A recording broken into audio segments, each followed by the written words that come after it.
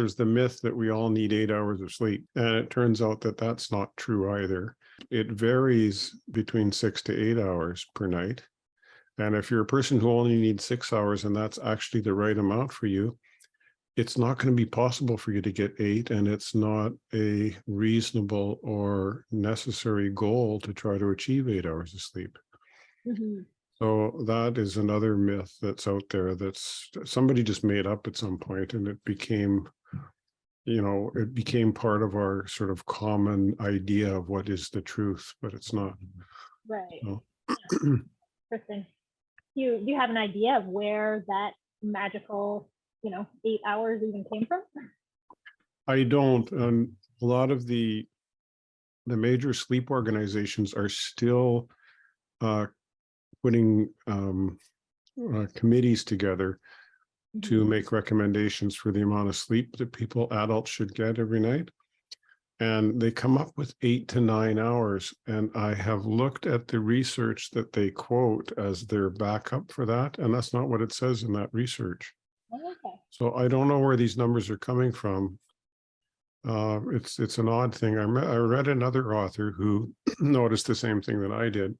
And he said that he thought maybe they were just trying to err on the side of caution to make sure people were getting enough sleep. But it actually causes stress, and it causes insomnia for people to have those false ideas. Another thing that my client mentioned learning was that for most people, I think she said around 5.5 to 6 hours of sleep was enough for you to do well cognitively, I guess, in order to perform well in your day-to-day activities, and any more in terms of benefit would be for your overall mood and mental health, I guess. Is that correct in saying? Yeah, there's lots of research that shows that if you get 5.5 hours of sleep, they call it core sleep.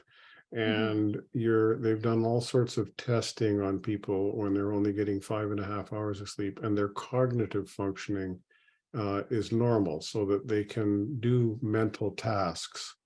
Right. If your job involves computer programming, you can focus your attention and you can add and subtract and remember code and do all that sort of stuff, for example. However, you might be in a lousy mood and you might feel tired while you're doing it.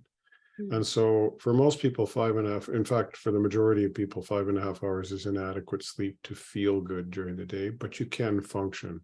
And that's nice for people to know, because if they had a bad night and they go, oh, wait a minute, I got 5.75 hours, at least I'll be able to do my job today. It really does help them to get through their day. And actually, stress impairs cognitive functioning quite severely and very rapidly. And so if they're stressed about their ability to function cognitively, well, then they're not going to function well cognitively. And then people will tend to blame it on their sleep instead of on the stress.